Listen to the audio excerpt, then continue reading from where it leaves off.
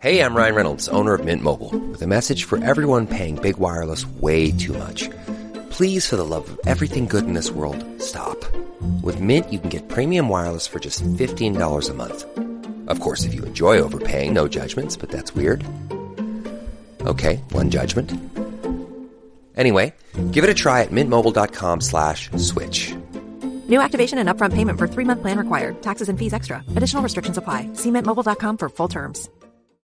'Tis the season to shine with H&M. Discover the holiday collection and find fashionable pieces for your wardrobe or for under the tree. Get inspired and dazzle with this year's glam. From tuxedo styles, bow detailed pieces, impressive prints, and more. From unforgettable looks to unforgettable gifts. With fashion finds to home decor, find it all at H&M. Treat your loved ones and yourself this season. Shop in-store or at hm.com. This episode is brought to you by Shopify. Selling a little or a lot? Do your thing however you cha-ching with Shopify, the global commerce platform that helps you sell at every stage of your business. Shopify helps you turn browsers into buyers with the internet's best converting checkout. 36% better on average compared to other leading commerce platforms. Get a $1 per month trial period at shopify.com/offer23. Hey, I'm Ryan Reynolds, owner of Mint Mobile, with a message for everyone paying big wireless way too much. Please, for the love of everything good in this world, stop. With Mint, you can get premium wireless for just $15 a month. Of course, if you enjoy overpaying, no judgments, but that's weird. Okay, one judgment. Anyway, give it a try at mintmobile.com/switch. New activation and upfront payment for 3-month plan required. Taxes and fees extra. Additional restrictions apply. See mintmobile.com for full terms. This episode is brought to you by Shopify. Selling a little or a lot? Do your thing however you cha-ching with Shopify, the global commerce platform that helps you sell at every stage of your business. Shopify helps you turn browsers into buyers with the internet's best converting checkout. 36% better on average compared to other leading commerce platforms. Get a $1 per month trial period at shopify.com/offer23. Hey, I'm Ryan Reynolds, owner of Mint Mobile, with a message for everyone paying big wireless way too much. Please, for the love of everything good in this world, stop. With Mint, you can get premium wireless for just $15 a month. Of course, if you enjoy overpaying, no judgments, but that's weird. Okay, one judgment. Anyway, give it a try at mintmobile.com/switch. New activation and upfront payment for 3-month plan required. Taxes and fees extra. Additional restrictions apply. See mintmobile.com for full terms. Hey, I'm Ryan Reynolds, owner of Mint Mobile, with a message for everyone paying big wireless way too much. Please, for the love of everything good in this world, stop. With Mint, you can get premium wireless for just $15 a month. Of course, if you enjoy overpaying, no judgments, but that's weird. Okay, one judgment. Anyway, give it a try at mintmobile.com/switch. New activation and upfront payment for 3-month plan required. Taxes and fees extra. Additional restrictions apply. See mintmobile.com for full terms. 'Tis the season to shine with H&M. Discover the holiday collection and find fashionable pieces for your wardrobe or for under the tree. Get inspired and dazzle with this year's glam. From tuxedo styles, bow detailed pieces, impressive prints, and more. From unforgettable looks to unforgettable gifts. With fashion finds to home decor, find it all at H&M. Treat your loved ones and yourself this season. Shop in-store or at hm.com. Like, most of the time, I'm very much like, oh, okay, like, I can't relate, or like, he can't relate to it, like, he's old, whatever. But I don't know why you're laughing. You're the same. I know, you're the same way. But then you find out, damn, my dad's pretty cool. He's pretty hip. He knows his stuff. Mom, you're old. Mom, you're old. You're like you're literally like a couple months younger than him or something. I had what to is pick it, out a year? 2 gray hairs yesterday. Are you for real? Let's get back to Dad. Oh my gosh, do you ever get the ones that are like as long as her hair? Oh, your dad. And she's like, Aubrey, do you have tweezers? Do you have tweezers? Let's talk about Dad. Oh, yeah. Dad has gray hairs. He has gray hairs for days.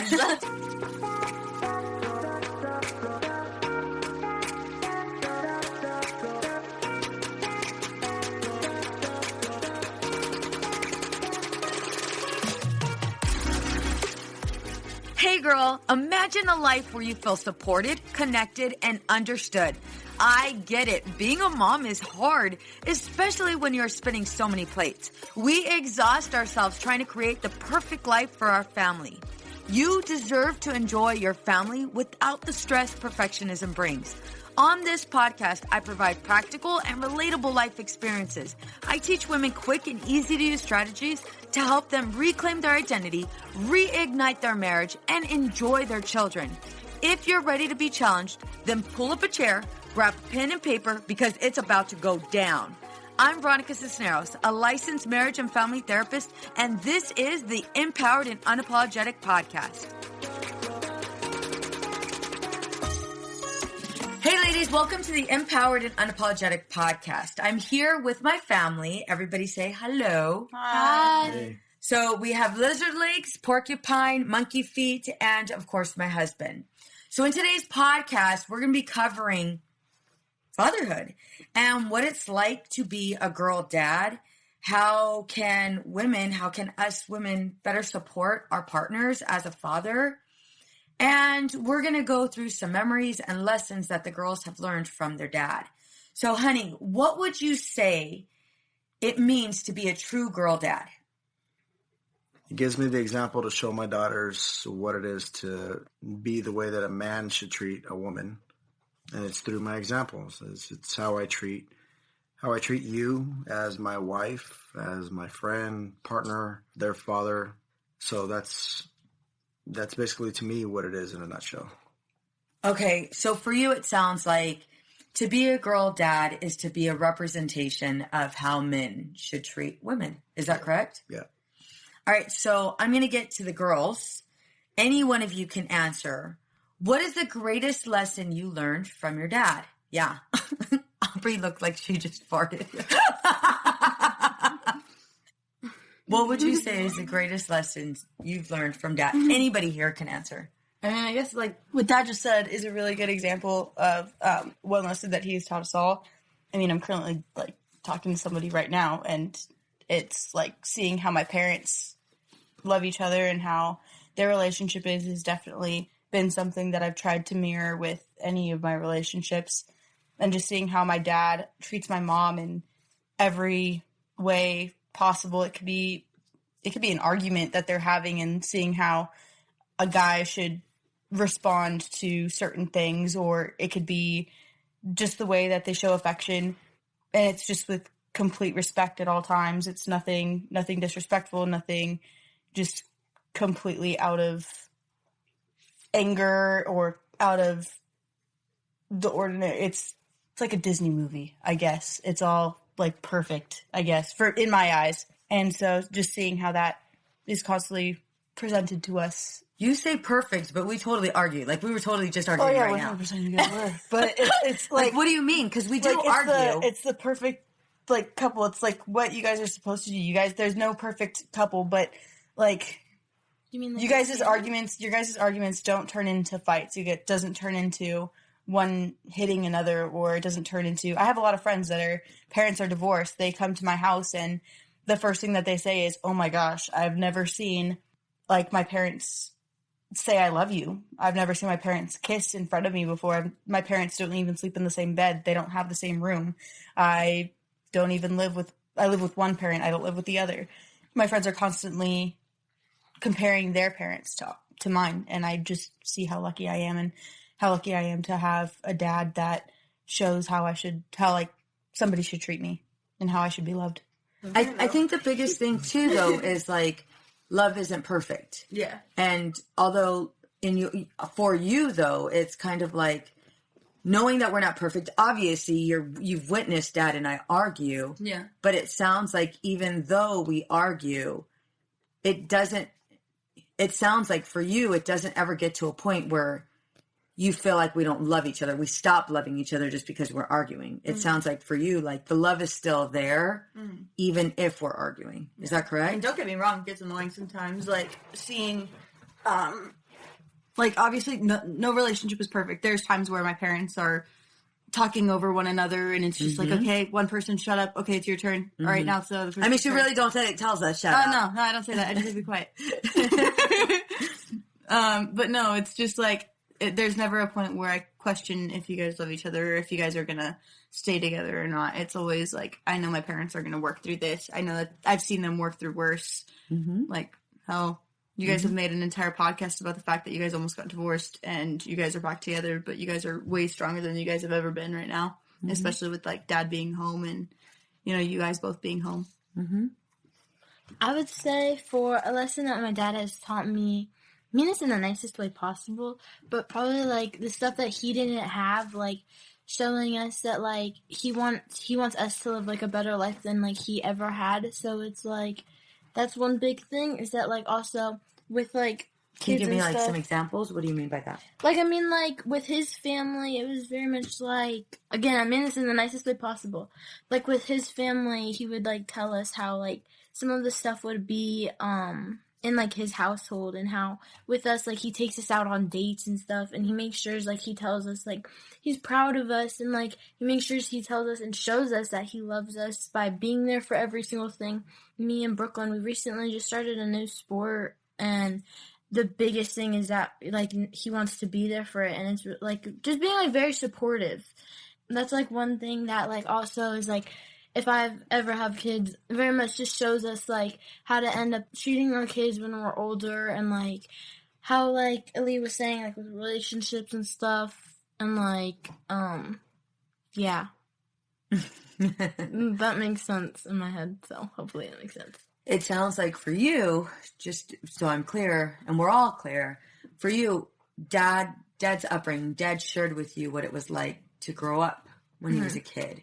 And it sounds like for you, seeing there being this like this difference with regards to how he treats you and how he is really very much involved in like sports and in your day-to-day activities, your school activities.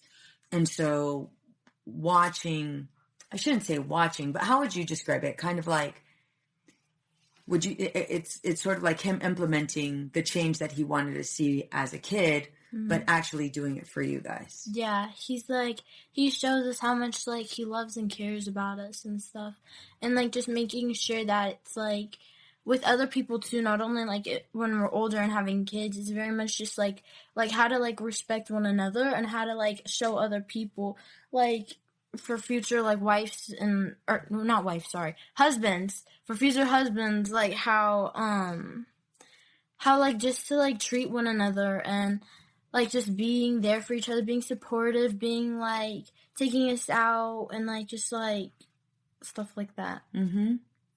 Well, tell me what you mean by taking us out. So you mentioned date nights.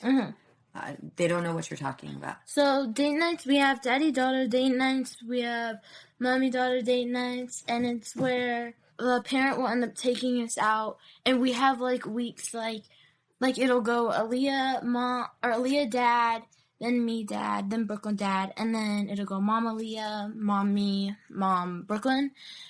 And then we'll end up doing that, and then it'll just be like, it's our time that we get to end up, like, obviously we talk to our parents and stuff, but it's like our time where we get to spend one-on-one time with each other, and where we get to really, like, we get to talk about, like, our problems, or, like, whatever's going on in school, whatever's going on with our sports, whatever's going on, like, anything, and we get to just, like, let them know, like, what's happening in our lives and stuff, and, like, yeah, and it's really for us to just get, like, closer as a family and, like, closer with each other.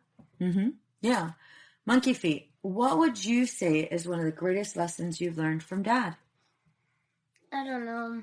Both of them took my words. Well, if you had to give your own answer, what would it be? Basically what Leah and Albert said, but, like, I don't know. That's all right.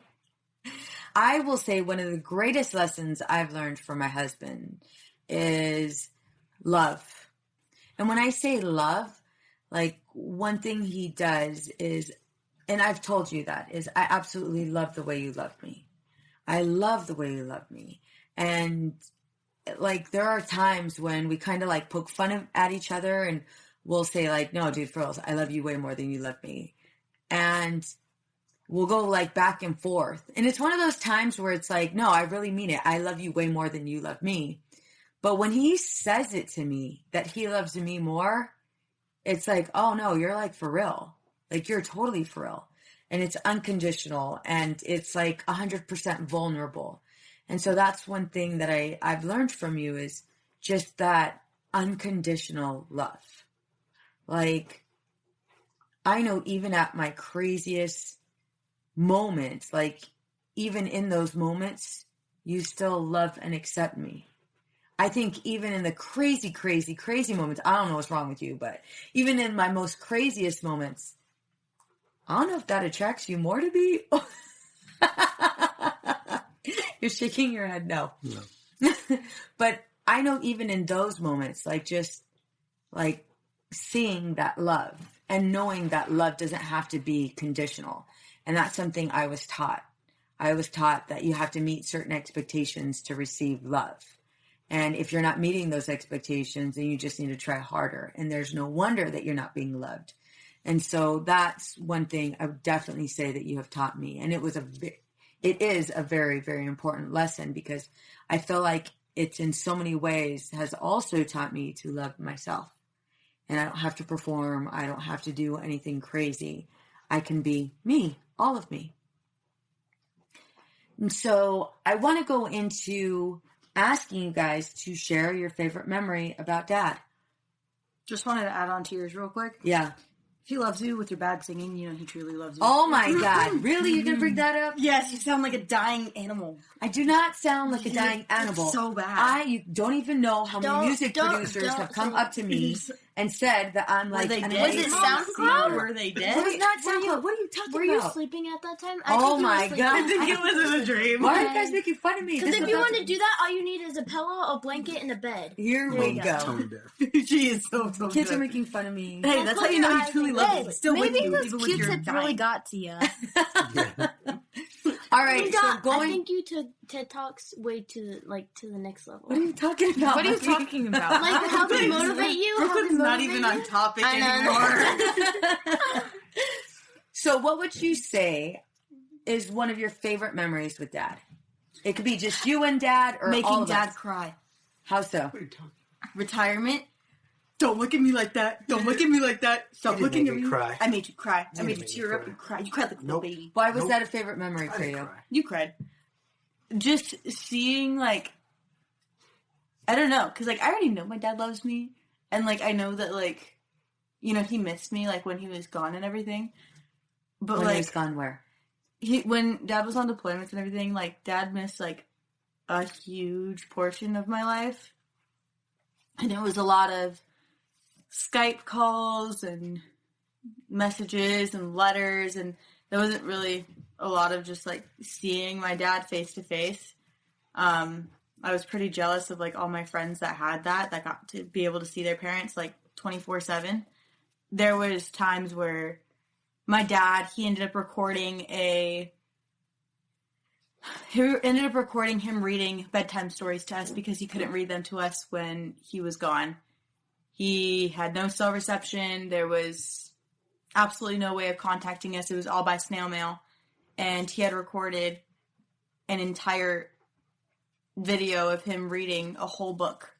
And so every single night, I got to watch my dad read me one chapter each night. And I would watch those over and over just so I can see his face and hear his voice. And so for me, I would cry like almost every single night not being able to see my dad. So watching him cry finally, I was just like, ha, you did it to me, I get to do it to you now. Yeah. So, You made me cry. for me, that was, I think that was a favorite moment just because I was just like, we're even. Yeah. You can't do that to me, Leah. Yeah, but I think there's a lot of favorite memories my dad and I have, but I think that was a key one because it kind of all bundled all my memories up with my dad from my younger age into one big one. Yeah. Hearing his speech, and it's kind of like a life flash before my eyes kind of thing. Yeah. Yeah. My favorite memory was when I was in softball and my dad coached me for the first time, and I just like I thought, like, I wouldn't be able to do it because everybody else on the team, they were, like, I believe they were, like, the best of the best. And I was just like, I can't do this. And every time we had practice, my dad would just, like, motivate me on, like, give me tips, and we would do, like, even at home, we would just, like, practice, and he made, like, even now, he made me, like, I feel like the best softball player ever, and just because of those motivations. And now I'm just, like, happy because that 1 year, like, I still can't believe now that we won first place in the championships, and that made me happy because I thought I'd never make it to that point without my dad. Mm-hmm. I don't know. There's a lot. I don't know. I don't know how to say a specific one because there's just a lot. Yeah. Whether it being like me getting my period and then literally dad having to like go to Barron's and get like pads of like all sorts because he didn't know which ones to get, or like going to Silgabi and like having like really deep conversations and then making me cry at every single restaurant. It's really sad. Why do you think you would be in tears? I would be in tears because it would just be like we would get into like our conversations and it would always be so deep, and then I literally go to like a realization, and then it was just like, oh crap, now I'm crying. And then it was just like, I don't even remember what we were talking about. Like, we just, like, talk about the most randomest things. And then, like, it just, like, goes on forever.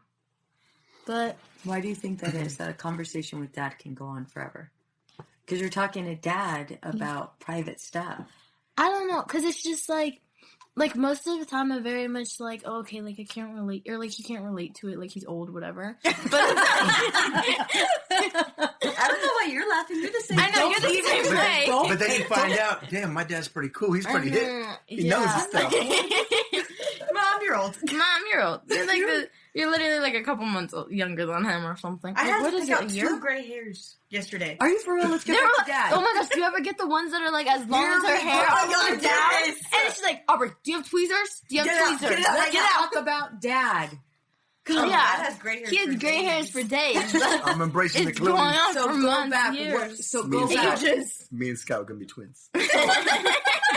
So what is it about dad? Like, how can young girls your guys' age have conversations with their father, have honest and private conversations with their father? What is it? When we go out to dinner, Yeah. do I ever set any limitations on what you could ask me? No, he's very much like, kind of like in a way like an open book, because it's just like, he can end up, like, he's like, if you have any questions, like I'm here to answer them and stuff like that. Not in like a weird way that it's like a very much like, okay, I'm going to be your counselor, like we're going to end up answering some questions, or like a teacher way or anything. It's just, it's very much like whatever I want to end up asking him, it's very much just like I can end up asking. And it's also like a very big like trust thing with him, is that, and like that you have to be with your parents. Not like that you have to be, but it's like trusting is a big thing, a process of it, because being able to talk and open up to them, and it also like in a way that also like builds like a bond, and it builds like everything. But like mainly, I don't know how you want, like I don't know how like to word it. What? No, it's whatever. So, like, what if you could give advice to fathers right now, so that their kids would open up to them? Because I think that's one of the biggest struggles. Don't judge, and very much just your body language and how you end up saying certain things. I know that, like, sometimes it may be just like, oh, okay, like, I was just saying that as a joke, like, or something. It's very much like, okay, yeah, but, like, you're saying it as a joke, but it wasn't a joke to me. Like, just, like, being able to be serious and, like, just be able to be, like, understanding. Just, like, truthful if they have any questions. And it's, like, you don't have to, like, be someone else, I guess, but it's just very much like, okay, like, I'm letting my dad know all this stuff, and then it's, like, it's just how also he reacts to it. Like, like with a lot of the stuff I'll end up saying, he's like, oh, okay, like there was like some times where I remember like I had like a girlfriend or something, and then she would act this way, but like I would want this, or like Dad would give you his stories. yeah, he would end up telling me that because mainly it's about like guys that I'm asking questions about because I don't know fully and like still learning. Yeah. But like just being able to like ask him questions about it and be like, okay, well, also like, how is it that they shouldn't be treating me because I don't understand fully? And it's also like, well, like in my eyes, I'm like seeing, like I understand your guys' relationship is amazing, and like I want my relationship to look like yours, but it's like, it's also like, okay, but like I also want it to look my way too. So it's like, it's including like that stuff into it, and then I don't know, it's kind of complicated to like say. No, I think what you're saying is I have the freedom to say whatever I want to say and ask whatever questions about a boy that I'm interested in or a relationship that maybe I want to start. Yeah. I get the freedom to ask these questions to my dad, and he's not going to judge me. He's not going to criticize me, and he's going to give me honest answers. Yeah. So much so that he's also going to share some examples. But it doesn't sound like when he shares examples, he's taking over the full conversation on recalling like every memory he had with every girlfriend he had.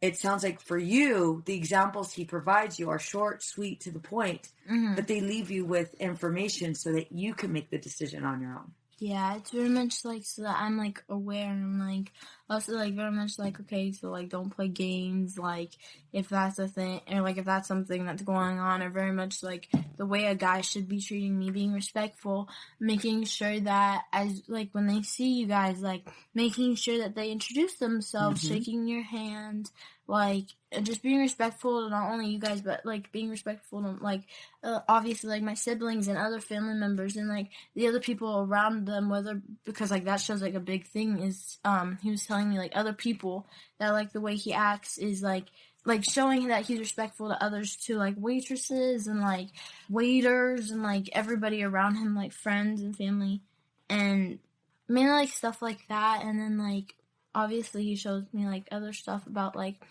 with friends and like how to make sure that also like they're being respectful, and just to make sure like I don't know how to word it. I forgot the word. I think one thing you're going towards is like what a healthy relationship with friends even looks like. Yeah. And what an unhealthy friends, like how maybe, how you don't want to be treated. Okay. All right.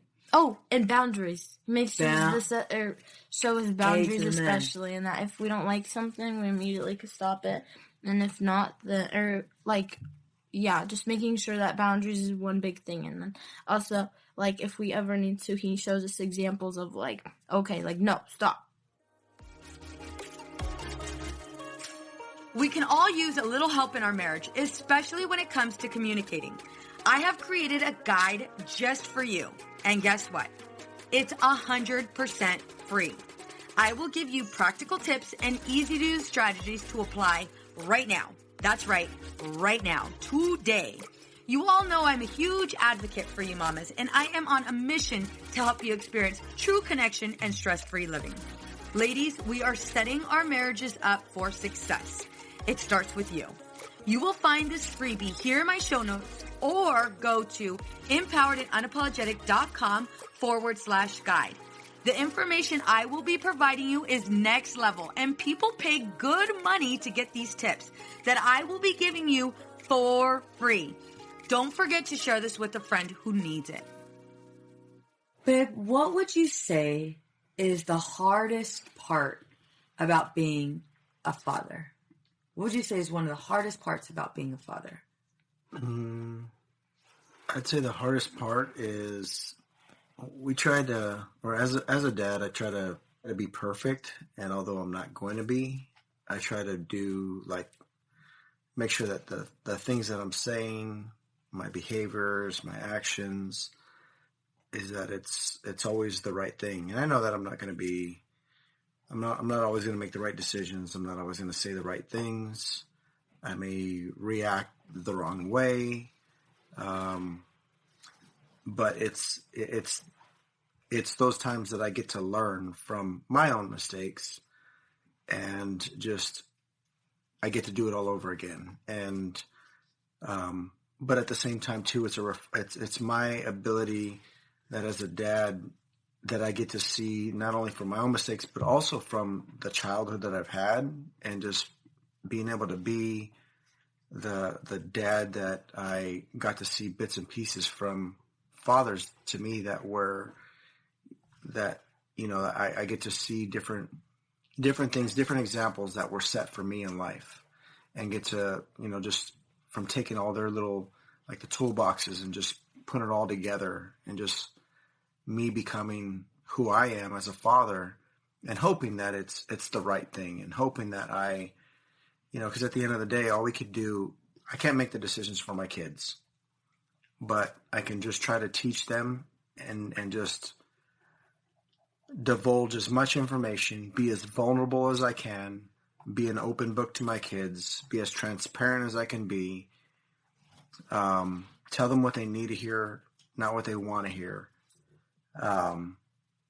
and be a friend to them when they need it, but also be just showing them compassion and learning to be comfortable with some of the uncomfortable conversations that we're going to have. Because I think one thing that you've taught me was, like, it's either you hear it from your kids or let them hear it from somebody else.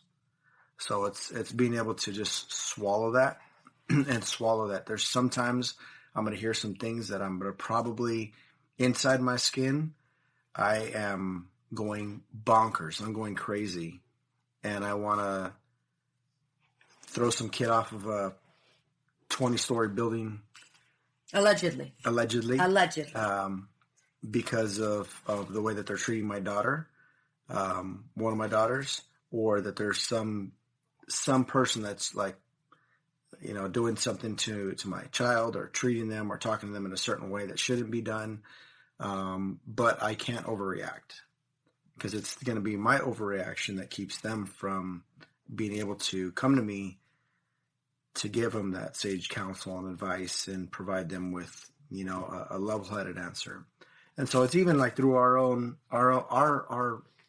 arguments that I try to make sure that even in our arguments, not stonewalling, but just trying to just stay level-headed, and being the parent, being a parent that's going to be mature and not overreact, not throw things, not be abusive, not curse, not do any of that stuff. And yeah, I sometimes overreact.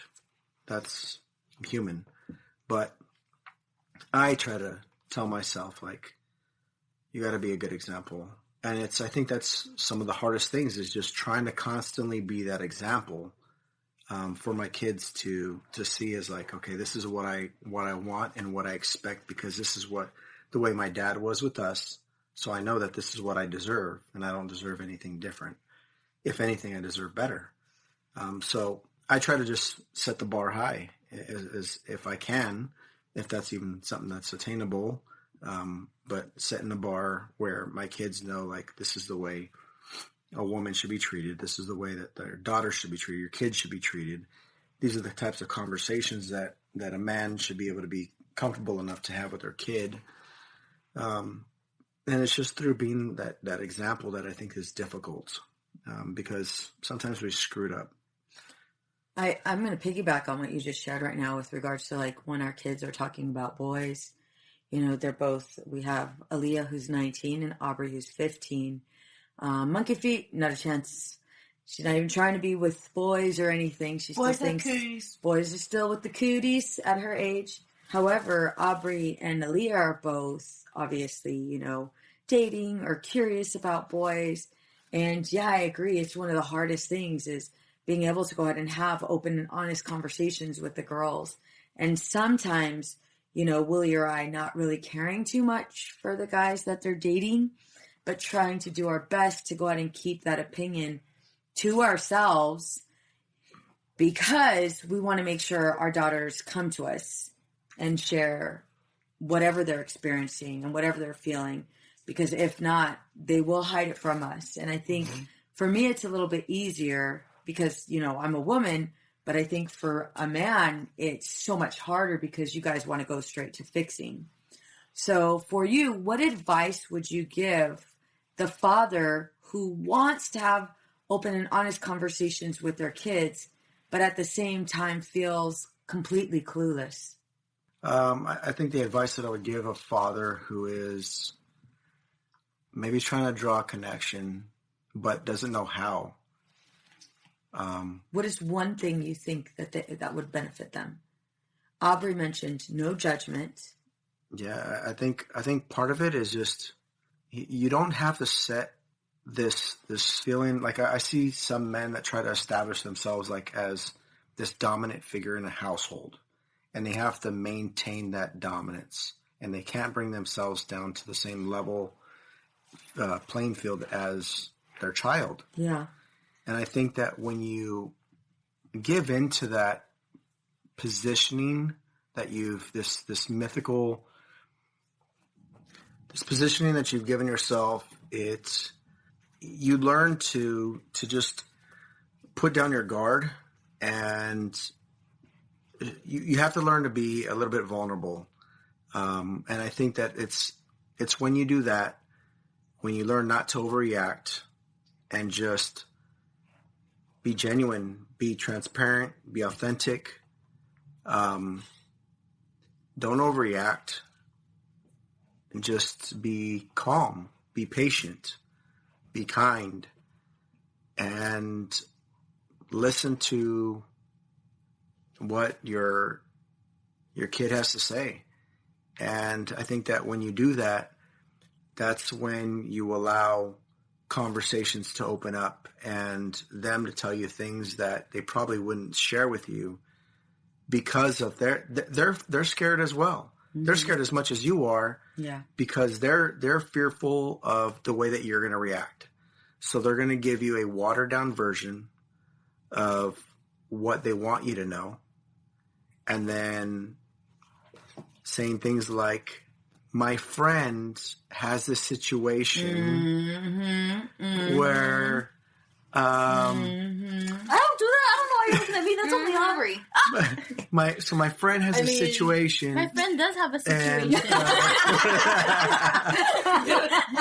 I wasn't lying. You don't know my friend. What advice should I give them? Yeah, what advice should I give them? So how do I handle this situation? Sometimes it actually could be my friend though. Lo and behold, it's them. I think that's one thing I appreciate about them is, there is obviously going to be some hesitation. There is obviously going to be some intimidation because it's their dad. There's fear, absolutely, from both sides. Yes, there's fear because the kid doesn't want to get the damn smack upside the head or get ridiculed or insulted or yelled at or punished for what they've said. And I think at the same time, it's like it's fear of yes. So it's like, sorry, I'm cutting into your thing, but it's like it's also like it's brand new. Like usually, like what's it called? Like usually, like if you're brand new to something, obviously you are gonna be like, okay, like let me test it out, but it's not gonna be like, okay, let me go full right in. Like no, you're gonna obviously be like, okay, so like if I know that my parents aren't gonna react out of fear, and go all crazy. No, just know that they're gonna end up being understanding, and if I tell them something rather than them just hearing about it, then I know okay, well I was able to end up having this conversation with them. So it's it makes me more comfortable to know that okay, so I can actually trust my parents and not know that they're gonna ground me every single second. Yeah. Although it does happen a lot, but it's okay. I don't like that. Well, no, but that's in her eyes. Yeah. But it's being recently, I know that our bond has been getting a lot stronger because of the fact that it's okay, so I'm able to tell my parents, okay, well it's I want to be open with you guys. However, I want you guys to also be able to not freak out if I end up telling you something. Yeah. And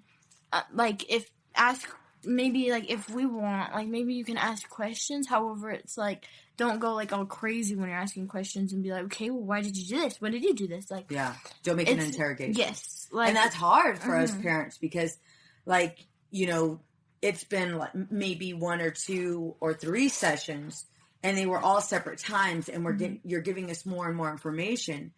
And you're right, you know, with as your child is giving you more information, hold back and listen. Don't make it an interrogation. Listen to understand, not to like punish or you know. Seek to understand. Yeah, and I think that's one thing that, you know, even though, like, and I say this because I think it's important, even though I'm a therapist, I do get into those modes where it's like, oh my God, tell me more, because it's like, oh my God, my daughter's talking and she's sharing so much, and it's like, oh, let me use this time to go ahead and gather all the information, and it's like, oh, and she closed up, and it's like, oh damn, I missed the mark. But I think that's one thing that Dad's learning, I'm learning, and I will continue to learn for the rest of my life, is that you will slowly, all three of you will slowly open up to us. But I think that goes back to what Dad was saying, is you don't have to be head honcho, machismo, man of the house, you know, Like, ruler. You kind of got to give it time. Yeah. And Step knowing back that, knowing that you don't have to use your title as dad to go ahead and connect. It's actually not even that. I think one of the other things that I've had to learn the hard way too is that, like, not every kid, just because they come from the same mother and father, not every kid, what you did with one kid is not going to work with the second kid. Amen. And with the third kid. For real. All because the conversations, the conversations that you'll have with one, I mean, it's all part of a puzzle, but it's not part of the same puzzle. No. Aubrey's like a 10,000 piece puzzle. I'm only 100. Yeah. I only got 100 For pieces. real. Aubrey's is like 10,000. Some conversations, some kids, some of your kids, and I'll say this to some of the fathers out there, is that, like, there's some that you can have open and candid conversations with one kid, and the other one, it's going to be like, golly, I've tried this, I've tried this, and I can't get nothing out of them. And then the other one, it may be like, I'm going to give you just a little bit, and that's it. That's it. So, little taste. But don't give up. Yeah. Just continue to try to figure out, like, you know, what makes your kids tick, and you know, going into those things and get comfortable with being uncomfortable. Have those conversations. Have them often. Have them early. If you got girls, get comfortable with girl things. Periods. Shark Week. I will 100% go up to my dad. I will go up to my dad and be like, Dad, I'm on my period, and he'll be like, Aaliyah, I don't want to hear this. And I'm like, Dad, I just had the weirdest thing come out of me. And he's like, Aaliyah, shut up. And I'm like, nope, I don't care. You're going to listen to it. You have 4 girls in the house. Or playing the slime and being like, oh, this was like discharge. Hey, you said we're getting up and personal in here, so. But the thing is, it is true, because if I'm not around, you will ask Dad those questions. Dad, what, I don't know what this is. And obviously you guys aren't, you know, you guys are keeping your body parts private. But at the same time, if you guys feel like, wait a minute, I'm having extra hard cramps, or I don't know what this is. Can you buy me some pads? Can you buy me some pads? Or the fact that he's comfortable buying pads. I know, for real. But then I go bring it up. Like, so that's the thing. Like, you guys get to have those open, honest conversations, and you guys get to ask questions. Regardless, I know it sounds crazy. Like, wait a minute, why is he having conversations with his daughters about discharge? Well, hey, I'm going to give you a few pointers here. One of them is he has all girls for daughters, and if he's not if the girls aren't able to ask him about what is going on with their bodies, then guess what? They're going to keep it to themselves. They're not going to share anything. And then something that might be solvable will not be solvable. And we won't find out until maybe a couple months later. So hell no. I want my girls to be able to have conversations with their father, with myself. And obviously it's whatever they feel comfortable with. But that's the thing. They feel comfortable talking to their dad about, hey, Dad, can you go get us pads? Hey, Dad, can you go get us tampons? And Willie just so happens to call our monthly time, because all of us are kind of on the same flow. But baby, what do you call our monthly flow? It's just Shark Week. He calls it Shark Week. Are you on the rag? Do you need a plug? Need a plug. But he calls it Shark Week. So y'all are hooking up to your Bluetooth again? Or like your mom going in the pool, it's okay. You're good. The pool, the water, it's a plug. You're good. All right. So what I will ask, and I definitely want to make sure we get to this. One thing is, you don't want to make your kids feel like they're stepping on Legos just to talk to you. I'm so glad you said that. Because Why is that so important? It's just like, for me, in the beginning, I definitely did feel like, okay, like, oh, I can't tell this to my parents because my friends don't tell this to their parents. Yeah. Or I can't do this to my parents because they don't do it with their parents. Like, I've gotten made fun of ever since I was extremely little for being like a goody two-shoes or being super close to my parents. Frick, Timmy still makes fun of me now, and he's like, Aaliyah, you're with your parents every single week. I'm in college. I live in the dorms, and I'm home for summer right now. But every single weekend, I come back and I visit home. Or it'll be like Thursdays, and I go to Stampede out with my friends. I come home first to have dinner with my parents, and then I go out. I get made fun of all the time for that. But, like, I feel completely fine with it because my parents are, like, my best friends in the entire world. There was times, though, when I was growing up where I was just like, oh, crap, like, my friends don't tell their parents this. My friends are uncomfortable with this, so I can't say that to my parents because they're going to have the same reaction that my friends' parents are having. And realizing that, like, my parents didn't... Just built different. Yeah, yes, yeah, that too. No, but, like, you guys are super vulnerable with, like, everything. You guys aren't talking to us to be perfect. You guys are talking to us about, like, just real, raw things. Like, for me, at least, I don't know how it is for Aubrey and Brooklyn, but for me, like, growing up, I was always like, okay, like, my parents were goody two-shoes is, like, seeing how you guys are now and just, like, how you guys, I mean, maybe not with the language thing, but working on it. But just, like, seeing how you guys are, like, oh, yeah, I got straight A's. Oh, yeah, like, you really don't have, like, this together. Like, oh, yeah, I have this together. You're not I can't say that. But, like, you need A's, like, strictly A's. Like, you can't have any B's or D's. I got grounded because I had a D for a year. I got grounded and I couldn't have my phone because I got a D. But that's also like one thing that they're saying, like with their parents. But like now, but I'm saying like now they're learning from it. They're definitely learning. I'm saying this now because like before I was uncomfortable talking to my parents about like, oh yeah, mom, I'm failing class. Oh yeah, dad, I'm failing class. Oh yeah, dad, this boy's talking to me in this way. I can't say this to my dad because my dad's gonna like overreact and fight this person. Or oh yeah, like this person just called me, the one time where I said this person's calling me a B word. That was the first time my dad, like, not the first time my dad's like been like chill, but like the first time that my dad was like, just say it. Like, I'm not gonna get mad at you. I'm not gonna punish you for saying it. And I was like, oh my God, I just felt so disgusting saying it. I literally rinsed out my mouth and spit it out. Bet, let me go on for a rampage. Oh, indeed. I have. I was like, oh my God, I feel so disgusting. But like, don't put yourself out to be this perfect person. Put yourself out to be like a human. You're human. You make mistakes too. You made mistakes all throughout your life. Be vulnerable. Be an open book. Be real, raw, and honest. And just don't, as my dad said, don't put yourself on this huge pedestal because you're human. I'm sorry, but you're not perfect. Yeah. Mm-hmm. And it's important for us not to be perfect. Mm-hmm. Especially because if you seem to be, like, we're not going to talk to you. No. At all. No. Because it's like we can't relate to you. We can't end up doing anything. Like, you're perfect in every way. Like, the heck? Yeah. I'm not gonna talk to somebody where I'm just like, oh yeah, well, he won't understand or my mom won't understand. Like, or every single time you kind of get like pushed down because it's like, okay, well, I'm not on like it feels like you're not on their level, so it's like, okay, so like since I'm not on your level, why should I even put in the effort to talk to you? I need to talk to the people that are at my level. Mm-hmm. And then you're gonna start talking to your friends, which is like it's even so bad because you get the worst because they're learning the way you are, except different. Yes. Yeah. So I'm gonna go on to the next question. And it is for Dad. Dad's like, damn it. I know, Dad's like, really? Dang it. How can I better support you as a father? Okay, calm down. Calm down. You look like you're about to stretch. You look like you're about to stretch. He's like, here's the list. Okay, I've been waiting for this day my whole life. How can you better support me? Yeah. How can women even better support their husbands as fathers?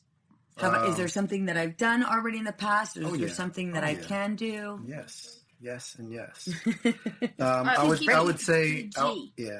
would say part of it is supporting what I say. So if I say that the answer is no, and don't let our kids play us. You know, if I make a decision and I say, this is what's going to happen, I know they're going to go over to you. And then I see the answers and the conversations going on and all the giggling. And then I could hear even some of the murmurs that are happening in the distance. And it's, I'll talk to your dad. Well, don't worry. You'll be able to go. You'll be able to do this, or you'll be able to do that, or you'll be able to wear that. Okay, but I do the same thing with you. I go, all right, so Dad, can I go? I did this in high school. Dad, so can I sleep over at Susie's house? And you were like, yeah. And I was like, hey, Mom, can I sleep over at Susie's house? And she was like, hell no. I was like, but Dad said yes. Dad's fine with it. So I do it with both. I do it with both parents. All of a sudden, I just do whoever's in a better mood. Whoever's in a better mood. If I get scared of my kid, I'm like, okay, I can go. Well, okay, so what do you think it is that fathers need, especially if they have all girls in the house? How can we better support you as fathers? So you mentioned being on the same page with regards to judgment. It just needs to be a unified front. Like the husband and wife, it should be a partnership. They should each have each other's back. But if there's a disagreement in the decision, they should be willing to have that conversation behind closed doors and not in front of the kids, because then it shows a divide that my parents ain't even on the same sheet of music. Like, they can't even agree in front of us. At least that's what I used to think as a kid, is be like, I asked them one thing. This one says this. She says this. He says this. They don't even know what the heck we should be doing, or how I if I can or can't do this thing. So I don't even know what the heck it is. So then I start going to my friends, or I start going to somebody else. So that's when, to me, that as a parent, it's important that whatever the decision is, it's, what'd your mom say?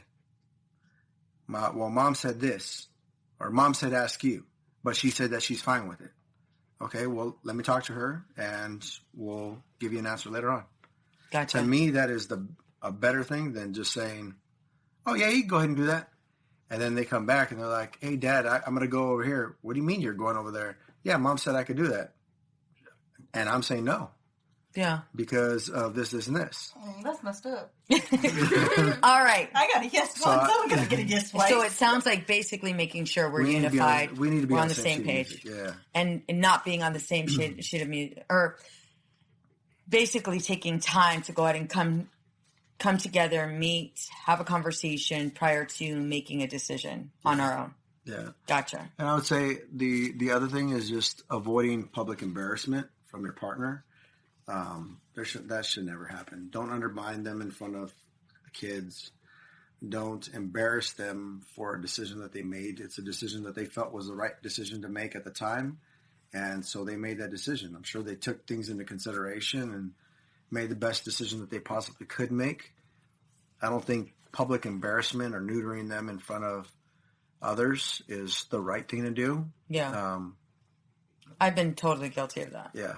And that's like, to me, that's like the opposite of what right looks like. That's the wrong thing to do. Okay. You have those conversations, have the disagreements, and you're not always going to agree. And that's fine too. But I think that you can have a healthy conversation behind closed doors, and then at the end say, okay, this is what we're both deciding. Are we fine with this? Yes. Okay. All right. Last question. In one word, describe your dad. One word. One word to describe your dad. I don't know. Really, Brooklyn? I thought you were all like getting up with amazement. One Brave. word to... I'm sorry? Brave. Courageous. Courageous. Aaliyah says brave. Aubrey says courageous. Loving. Oh, wait, courageous and brave, they're like the same thing. It's whatever word it is. Crazy. Oh, wait. I'm sorry? Crazy. All right. I'm going to say sexy. That's disgusting. That's weird. Keep it PG. Come on. Definitely going to say sexy. All right, husband, we got to wrap it up. What would you say you're most proud of? Being a father. Oh.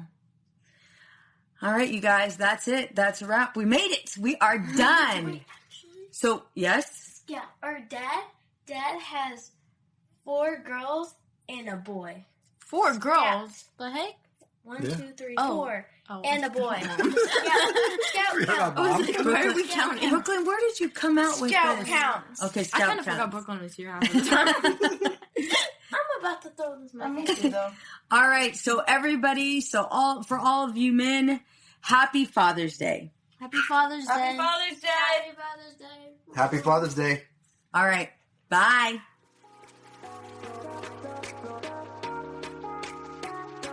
Many women lose their own identity in the shadow of being a mom and a wife. We are a community of women who support each other. We leave perfectionism behind to become empowered and unapologetic. I want to personally invite you to join our Girl Gang. It's a free Facebook community for women just like you. Go to www.facebook.com/groups/empowered and unapologetic. See you there. What's up, ladies? Just want to let you guys know that your ratings and reviews for this podcast are greatly appreciated. If you love this podcast, please go to iTunes right now, write a review, rate the episode, and subscribe. Don't forget to share it with your friends.